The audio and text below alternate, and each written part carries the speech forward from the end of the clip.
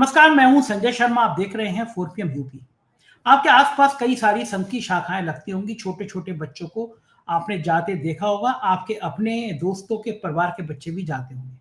लेकिन कल्पना करिए कोई 4 साल का बच्चा जाए और कोई प्रचारक, कोई संघ का पदाधिकारी उसके संग यौन शोषण कर दे, उसका तो कैसा होगा। ये बात मैं इसलिए कर रहा हूं कि 23 साल के एक नौजवान ने केरल में आत्महत्या कर ली। उसने नोट पे छोड़ा कि बचपन से उसके साथ संघ की शाखाओं में सेक्सुअल इस तरह के आरोप, शोषण होता रहा। वो झेल नहीं पा रहा इसको। उसके मन में ये बातें चल रही हैं। बचपन में कभी किसी के संग यौन शोषण होता है तो वो बड़े होने तक वो बात भूलता नहीं है। क्या ये आरोप है या ये सच्चाई है? कांग्रेस के पवन खेड़ा ने बहुत जबरदस्त कहा तरीके से प्रेस कॉन्फ्रेंस करी और कहा है कि जब मैं छोटा था, मेरी दादी मुझे संघ की शाखाओं में जाने से रोकती थी, कहती थी कि वहाँ बुरा काम होता है। क्या है पूरा मसला? चूँकि बहुत विवादास्पद विषय है, मैं ये नहीं कह रहा कि सच है या गलत है, लेकिन बात तो चलिए तो दूर तलक जाएगी। चलता हूँ, अमेरिका में है अभय दुबे जी, उनसे इन मुद्दे पर विस्तार से बातचीत की है। पूरी बात सुनिएगा, सब्सक्राइब चैनल को जॉइन ज़रूर कीजिए। 4PM न्यूज़ नेटवर्क में स्वागत है अभय दुबे जी आपका। एक संवेदनशील खबर आई है जिसने पूरे देश को झंझोर दिया है।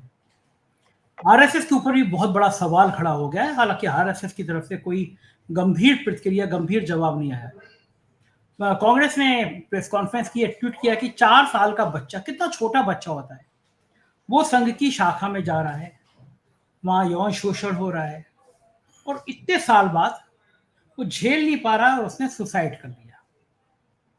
ये खबर एक ऐसी थी, पूरे देश की आत्मा को झंझोड़ दिया है कि जो अपने आप को, जो संगठन इतना बड़ा आदर्शवादी संगठन कहलाता है, नैतिकता की बड़ी बड़ी बातें करता है, उस संगठन में क्या वाकई में यौन शोषण होता है? क्योंकि समलैंगिकता के सवाल हमेशा संघ से पे उठते रहते हैं और मैं बड़ा इस मामले में स्पष्ट हूँ कि कोई व्यक्ति नेचर के खिलाफ कैसे रह सकता है।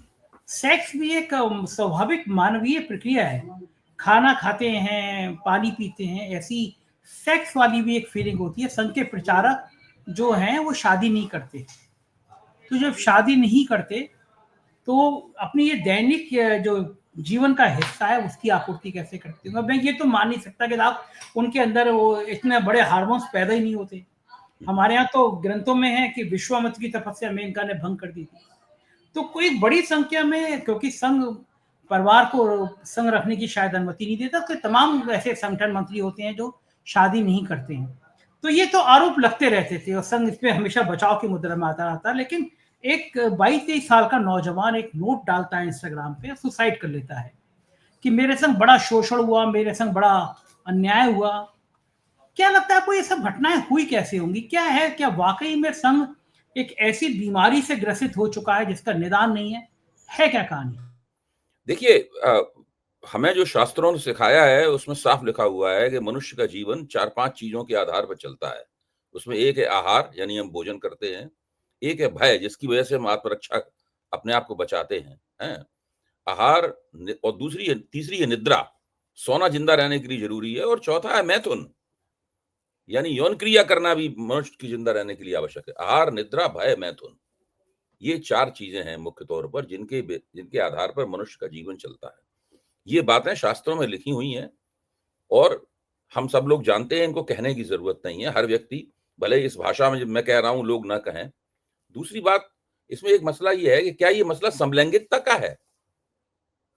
ये समलैंगिकता का मसला नहीं है। समलैंगिकता तो सारी दुनिया के अंदर कानूनी चीज़ है। भारत के अंदर भी उसका डिक्रिमिनलाइज़ेशन हो गया है। कानून, लंबी लड़ाई के बाद समलैंगिकों ने वो लड़ाई जीत ली है। ये मसला समलैंगिकता का भी नहीं है। अगर 2 पुरुष आपस में एक राज़ी-बाज़ी से समलैंगिक संबंध बनाते हैं तो वो भी कोई बुरी बात नहीं है। ये मसला बच्चों के यौन शोषण का है। ये बात स्पष्ट करनी ज़रूरी है। इसको अंग्रेजी में पीडियोफाइल है, फाइलिंग की समस्या है ये। ये मसला है, इसको यहां से देखना चाहिए। ये अपराध है, ये घनघोर अपराध है। ये बच्चों के अंदर कुछ मानसिक विकार पैदा कर देता है, जो आगे जाकर वो उनके अंदर विक्षिप्तताएं पैदा होती हैं, उनके अंदर तरह तरह की दिमागी समस्याएं पैदा होती हैं और उनका नतीजा आत्महत्या में भी निकल सकता है, जो कि केरल के एक आईटी इंजीनियर आनंद इजी ने, जो 26 साल के थे, उन्होंने आत्महत्या कर ली। आत्महत्या करने से पहले उन्होंने इंस्टाग्राम पे एक पोस्ट लिखी जो उनका डाइंग डिक्लेरेशन है, समझिए संजय जी इस बात को, वो उनका डाइंग डिक्लेरेशन है।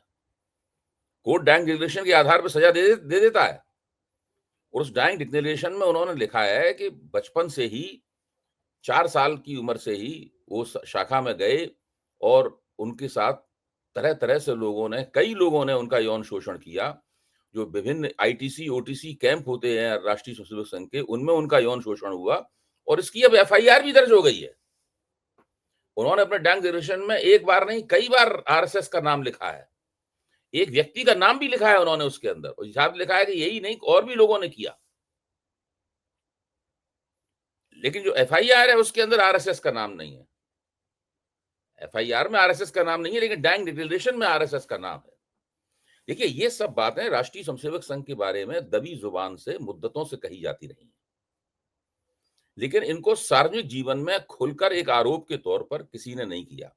संघ की जो आलोचना होती है, क्या होती है कि भाई अल्पसंख्यकों के खिलाफ है, कुछ गोपनीय किस्म का संगठन है, ठीक से अपना रजिस्ट्रेशन वगैरह भी नहीं कराता है, अपनी आमदनी की जांच पड़ताल भी संघ नहीं कराता है, इसका एजेंडा जो है वो मुसलमानों के खिलाफ हिंदुओं को भड़काना है और उस भड़काने के जरिए कथित हिंदू राजनीतिक एकता बनाना है।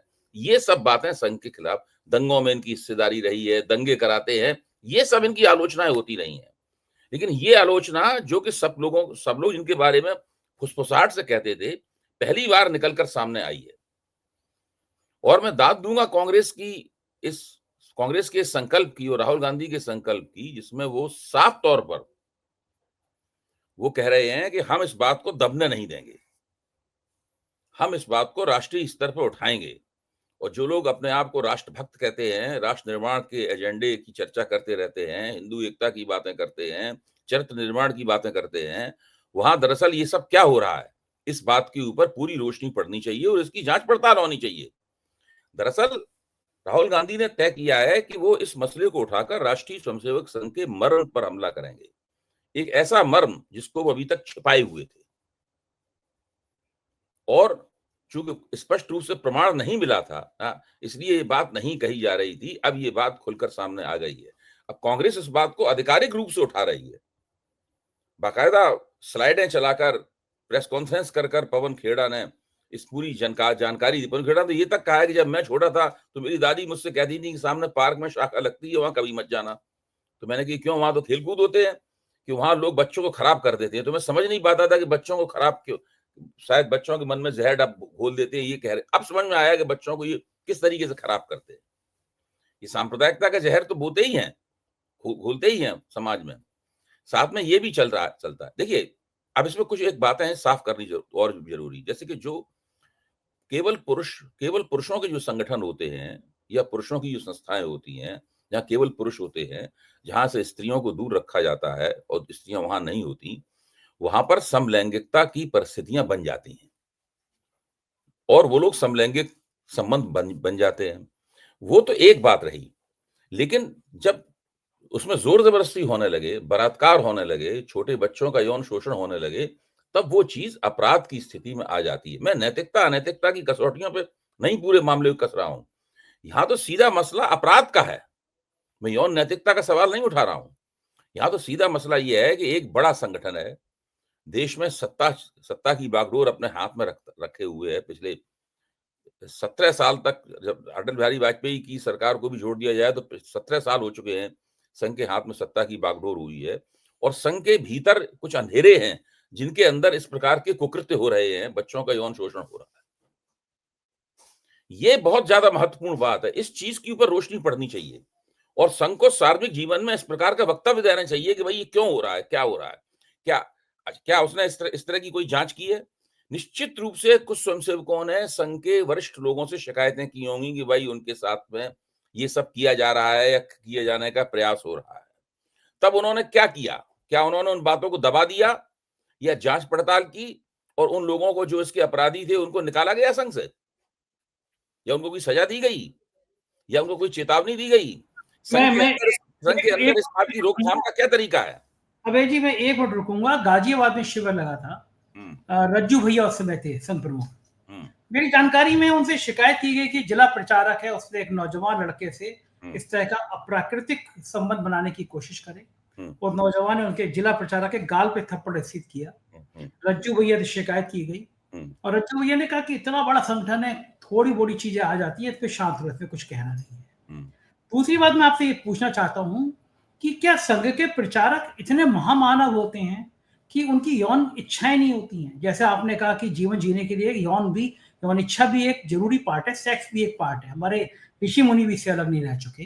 तो क्या उनके इन सब प्रचारकों के मन में कभी सेक्स को लेकर कोई चीज ही नहीं आती होगी, इनके हार्मोन ही नहीं बनते होंगे? इसकी राजनीति क्या है? आप ठीक कह रहे हैं, आप जो बात कर रहे हैं वो सही है। होता क्या है, जो कट्टरपंथी संगठन होते हैं, चाहे वो एलटीटी हो, चाहे राष्ट्रीय स्वयंसेवक संघ हो, मतलब संघ उस तरीके से एलटीटी की तरह से छापामारी उधर नहीं चलाता, लेकिन है तो संघ भी कट्टरपंथी संगठन है। जितने भी कट्टरपंथी संगठन होते हैं, उनके अंदर एक आग्रह होता है कि गृहस्थ जीवन में नहीं जाना है, शादी नहीं करनी है। ये शायद हमें अपने लक्ष्यों को प्राप्त करने से रोकेगी, या हम भटक जाएंगे, अपने विचारधारात्मक लक्ष्यों को नहीं प्राप्त कर पाएंगे। इसलिए उसमें बहुत से लोग जो होते हैं, विवाह ना करने का प्रण लेते हैं, कहते हैं कि हम आजीवन ब्रह्मचारी रहेंगे, लेकिन व्यवहार में ये सब नहीं हो पाता है। व्यवहार में फिर वो समलैंगिक संबंधों की दुनिया में चले जाते हैं। मैं निजी तौर पे ये कह रहा हूं, मुझे इस पे कोई आपत्ति नहीं है। अगर कोई व्यक्ति समलैंगिक सहमति के रिश्ते, अगर सहमति के साथ कोई समलैंगिक संबंध बना रहा है, तो मुझे उस पर कोई आपत्ति नहीं है, मैं इसको बुरा नहीं मानता। मेरा मानना है कि ये सब प्राकृतिक बातें हैं। आप इतर लैंगिक हैं, यानी हेटेरोसेक्सुअल हैं, सेक्सुअल हैं, या आप समलैंगिक हैं, लड़कियां भी लेस्बियन होती हैं, लड़कियां भी लेस्बियन हैं आप लड़कियों के मामले में, ये सब बातें अलग हैं। मेरी आलोचना यहाँ पे नहीं है। अब मैं मानता हूं आपकी आलोचना भी यहाँ पे नहीं है, लेकिन जो बलात्कार नहीं होना चाहिए, छोटे बच्चों का यौन शोषण नहीं होना चाहिए, कच्ची उम्र के बच्चों का मानस जो है ना घायल हो जाता है इस प्रकार की घटनाओं से, और वो सारी जिंदगी इस चक्कर में इस बातों को सोचते रहते हैं। उनका सहज स्वाभाविक स्वस्थ विकास नहीं हो पाता। और अगर राष्ट्रीय स्वयंसेवक, जिसमें इतने बड़ी संख्या में स्वयंसेवक हैं, आप सोचिए कि उनकी क्या मानसिकता होगी जिन स्वयंसेवकों के साथ बचपन में ये हुआ होगा, वो क्या सोच रहे होंगे। और इस घटना के बाद भी बहुत से जब ये घटना आ गई है आनंद रिजू वाली, इस घटना के बाद में बहुत से स्वयंसेवकों ने विचार किया होगा कि उनके साथ क्या हुआ था, और वो किस पीड़ा से गुजरे हैं। ये बहुत महत्वपूर्ण बात है ये। और देखिए, राष्ट्रीय स्वयंसेवक संघ को जवाब देना पड़ेगा। ठीक है, गोदी मीडिया पे इन लोगों का कब्जा है कि ये लोग उस खबर को दबा देंगे, लेकिन ये सोशल मीडिया पे तो खबर आएगी। पुलिस में एफआईआर तो दर्ज हो गई है, कांग्रेस ने प्रेस कॉन्फ्रेंस कर दी है। अब ये बात दबेगी नहीं, अब ये निकल के आएगी। और ये संघ जो इतनी चमकदार और आदर्श की बातें करता है, उसका जो ये जो काला चेहरा है, ये चेहरा भी निकल कर सामने आएगा। ये इसका संघ जवाब क्या देगा? आपको क्या लगता है, क्या जवाब देगा कि भाई 4 साल के बच्चे के संग क्या दुष्कर्म हुआ, क्या हुआ है? ये कह देगा कि सब कुछ हुआ ही नहीं? क्या लगता है आपको? मेरे ख्याल से तो वो खंडन करेंगे, सारी बातें गलत हैं। मेरे ख्याल से वो खंडन कर जो उनका तरीका है, वो कभी नहीं स्वीकार करेंगे कि ऐसा कोई संघ के अंदर कोई घटना हुई, वो कभी स्वीकार नहीं करेंगे। अच्छा, बात में लगातार जोर देना पड़ेगा और इसकी बाकायदा जांच की मांग करनी पड़ेगी, और जांच की मांग राष्ट्रीय मंच पर उठानी पड़ेगी, तब ये होगा। अच्छा भाई जी, जब संघ की संरचना हुई होगी, एक चीज सोची गई कि गणवेश कैसा होगा। शुरू में तो बहुत ढीला नेकर, वो कई फुटों का नेकर होता था, ढीला डाला नेकर, लाठी होती थी, टोपी होती थी। जीवन कैसे जिएगा, प्रचारक घरों में खाना खाएगा, सब तय किया गया होगा, बनी होगी, तभी संगठन खड़ा हुआ। तब ये नहीं सोचा होगा कि अगर हम उससे कहेंगे शादी नहीं करो तो उसके अंदर ये सेक्सुअल डिजायर्स पैदा होंगी। मेरे दोस्त एक हैं, एक सेंट्रल फोर्सेज के बहुत बड़े अफसर हैं, वो बताते थे कि जंगल में चले जाते थे फोर्स के लोग, 1-1.5 महीने काम करते रहते थे, तो वहां पे सेक्सुअल इच्छाएं होती थी, वो जानवरों तक से पूरी कर लेते थे। ये एक बड़ा बीभत्स रूप है इंसान का कि वो सेक्सुअल डिजायर्स के पूर्ति के लिए तरह तरह की चीजें अपनाता है, बीभत्स रूप है। तो जब संघ का मॉडल बना होगा, तो क्या संघ के मॉडल बनाने वालों ने ये नहीं सोचा होगा कि हमारे प्रचारक की भी सेक्सुअल डिजायर्स होंगी, तो वो शादी नहीं करेगा, एक महिला उसके जीवन में नहीं आएगी। शायद महिलाएं रखी भी नहीं गई होंगी इसीलिए संघ में, महिलाएं कहाँ होती है संघ में।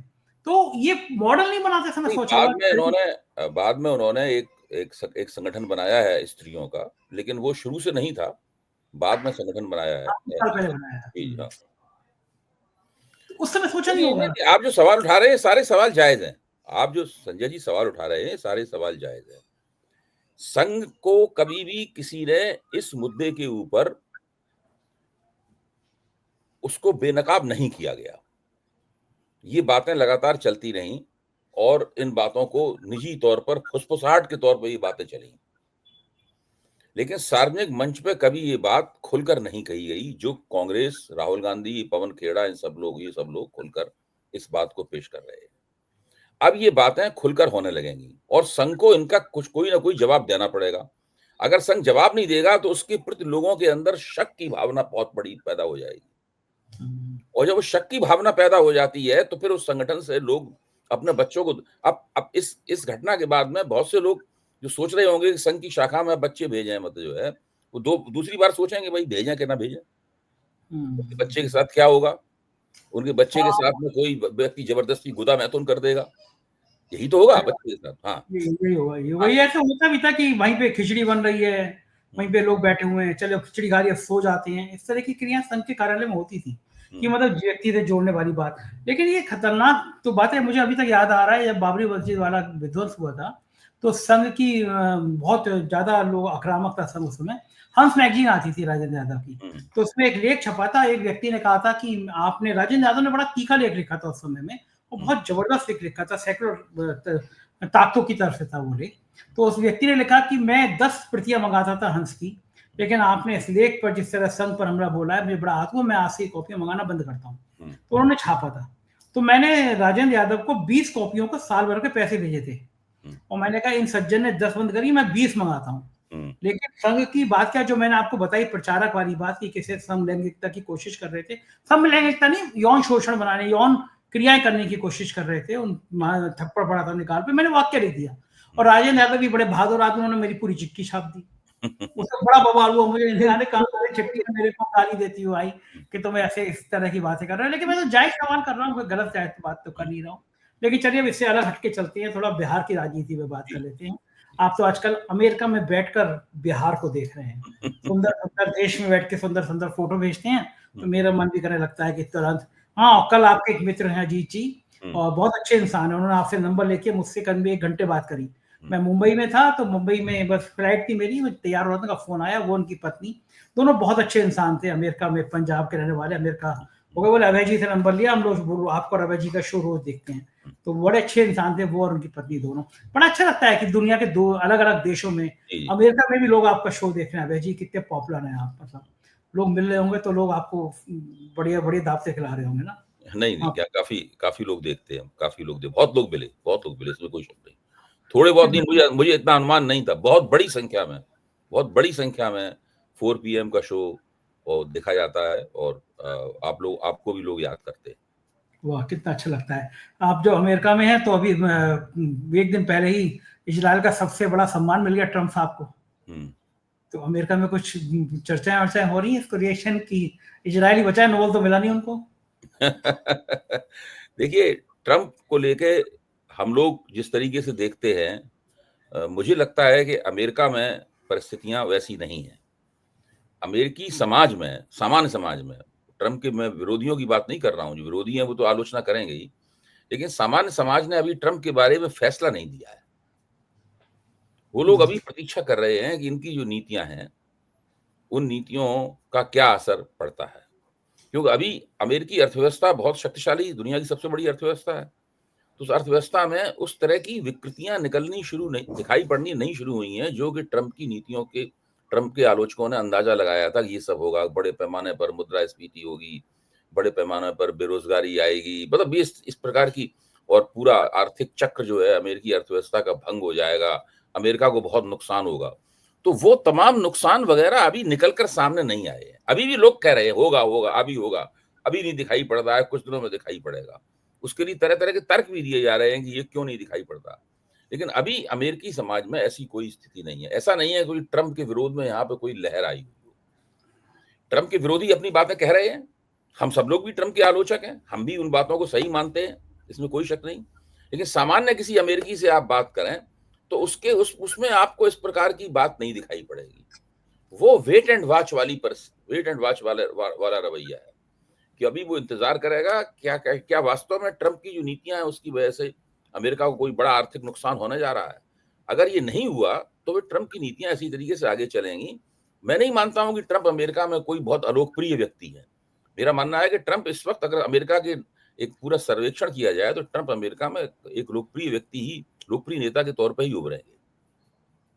तो बड़ी बात है। बिहार मैं आपको लेके चलता हूँ। बिहार में सब कुछ ठीक नहीं चल रहा। एक प्रेस कॉन्फ्रेंस होने वाली थी एनडीए की, बड़े खुश थे कि सब सीटें बढ़ गई हैं, लेकिन वो प्रेस कॉन्फ्रेंस कैंसिल कर दी गई। सुना नीतीश अभी भी संतुष्ट नहीं है, अलग अलग विरोध चल रहा है। दूसरी तरफ लालू प्रसाद यादव के लिए ऊपर एक यूपीएसआईटी थी मामले में, सीबीआई ने मुकदमा चलाने के लिए दाखिल की, कोर्ट ने मान लिए आरोप। तेजस्वी ने कहा कि हमें पता था कि चुनाव से पहले, हम न्यायालय का सम्मान करते हैं, लेकिन चुनाव से पहले। आपको भी लग रहा है इतना साल पुराना केस और केवल चुनाव से पहले इस तरह का? न्यायालय पे मैं कोई टिप्पणी नहीं कर रहा। भाजपा इस तरह के हथकंडे बहुत इस्तेमाल करती है। भाजपा कोई भी कसर नहीं छोड़ना चाहती अपने विरोधियों को परेशान करने की। तो मुझे नहीं लगता कि इसके आधार पर एक भी वोटर तय करेगा कि वो किसको वोट दे, किसको ना वोट दे। सब लोग जानते हैं कि भारतीय जनता पार्टी इस प्रकार के हथकंडों का इस्तेमाल करती है। वो चुनाव से पहले भी सब चार्जशीटें दाखिल कर सकती थी, चुनाव के बाद भी सब चार्जशीटें दाखिल कर सकती थी, लेकिन वो बीच में अपना नैरेटिव चलाने के लिए इस प्रकार के काम करती है भाजपा। और अब इन नैरेटिव्स का असर होना भी बंद हो गया है। अब इस बात को लेके मीडिया मंचों पर भाजपा के प्रवक्ता कलाबाजियां खाएंगे, वो सब होगा, लेकिन इसके आधार पर वोट किधर जाएगा ये नहीं तय होगा। इसका मतलब आपका कहना मतलब है कि ईडी इस बार बहुत बड़े छापे पे मारने नहीं जा रही है। ईडी के अंकल जी आंटी जी आराम करेंगे। कुछ भी हो सकता है, क्यों नहीं हो सकता? किसी भी सवाल के ऊपर कि आपका दिल्ली के अंदर एक फार्म हाउस है, इस सवाल को लेके अभी कुछ शुरू हो जाए, होगा ना।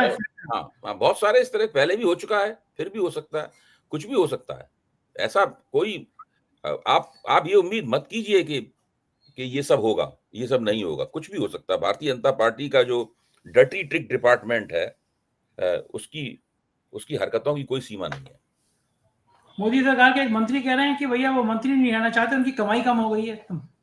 फिर से सुरेश गोपी बड़े अच्छे एक्टर हैं। मैंने भी उनकी मलयालम की डब की हुई 2 फिल्में देखी हैं, इनको राष्ट्रीय पुरस्कार वगैरह मिला है।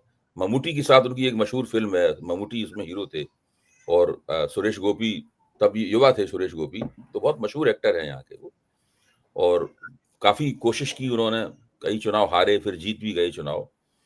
मुझे लगता है कि उनका बिल्कुल मन नहीं लग रहा है मंत्री पद में, मंत्रिमंडल में मन नहीं लग रहा है। तर्क उन्होंने दिया है कि मेरी आमदनी बंद हो गई है, मैं फिर से एक्टिंग करना चाहता हूँ, पैसे कमाना चाहता हूँ। लेकिन इससे एक और बात की तरफ इशारा होता है। वही इशारा होता है कि मोदी मंत्रिमंडल के मंत्री जो हैं वो दरअसल खाली बैठे रहते हैं। उनके पास काम करने का कोई एजेंडा नहीं है, कोई अधिकार नहीं है उनके पास, कुछ भी नहीं है, क्योंकि सारे काम तो मोदी जी और अमित शाह करते हैं, ये अफसरों के जरिए करवाते हैं। किसी मंत्री के पास कुछ नहीं है। इससे ज्यादा नाकारा मंत्रिमंडल आपको दुनिया के इतिहास में कोई नहीं मिलेगा। कुछ मंत्रियों की आमदनी इतनी ज्यादा है, कुछ की बिल्कुल नहीं है। अब सवाल यह है कि अगर सुरेश गोपी ने भ्रष्टाचार करने की ठान ली होती तो फिर वो ये बयान नहीं देते कि मेरी आमदनी बंद हो गई है।